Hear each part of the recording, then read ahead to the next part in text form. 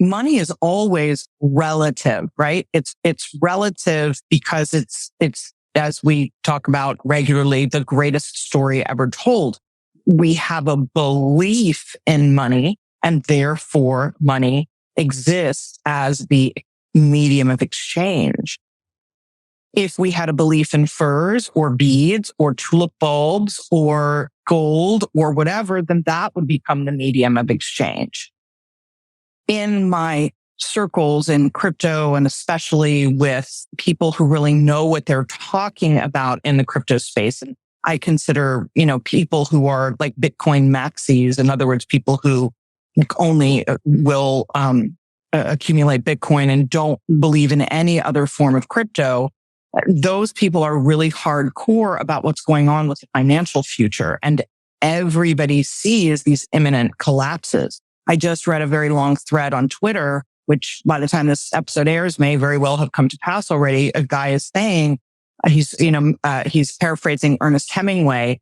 The phrase or the exchange is, one guy says to another guy, how did you go bankrupt? And the man says, slowly at first and then suddenly.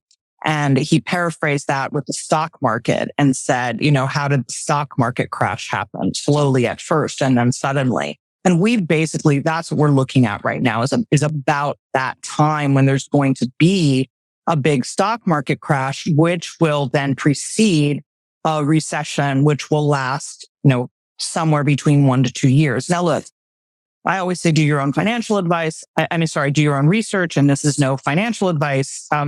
So I'm still saying that. But what I am saying also is it's gotten to the point where it's pretty obvious that we are on the brink of a very large recession. Is it something we'll recover from? Yes. I don't think that we're going to be Lebanon. And the world's currency is considered like the most valuable, at the top right now are the pound and the dollar. But it's all relative, right? And remember, none of our currency, all fiat, all government issued currency is backed by nothing. All of it. There's noises that other currencies will be, the rupee, for example, in India, they're saying they're going to that will be backed by gold. But right now, nothing's backed by anything. And there is not enough gold in the world to back US currency. They would have to devalue it. And when you have inflation of the kind that we've had, because we've printed so much currency, we have had to we would have to really devalue it a lot to get it back to the old way.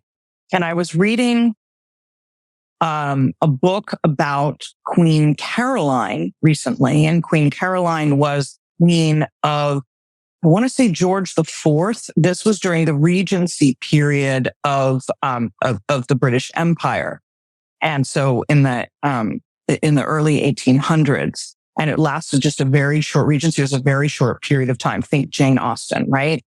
So Queen Caroline, during the period where there was this coronation going on, they were talking about how much everything cost. And for example, they mentioned a suit the costume or whatever that a duke would wear to the coronation as costing £800.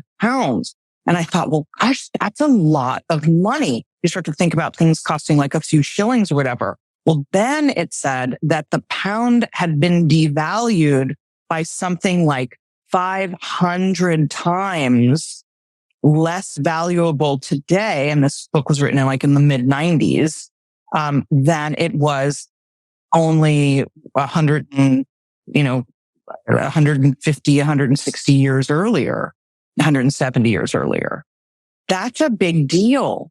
Like, how do we have those kinds of expenses of just a costume costing £800, but then times that was worth 500 times what the pound is worth today? Think about that in terms of devaluing currency.